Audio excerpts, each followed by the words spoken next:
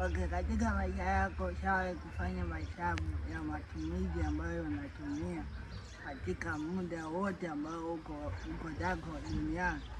Utakuja kugundua kwamba muda wote pesa ambazo unatumia, kuna zingine unatumia kwa mambo ya muhimu, lakini mengi sana ni mambo ambayo sio ya muhimu, na hiyo imewasihi sana watu kutumia pesa zao kwa mambo ambayo sio ya muhimu, na kuna wengine wanaishia kujuta sana, na wengine wanaishia kusema kwamba matumizi haya yalikuwaje.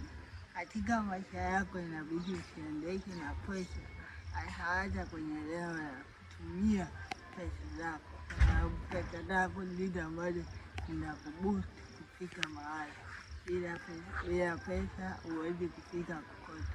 Kwa inabidi utumie ufanye matumizi yako yawe manufaa kwako.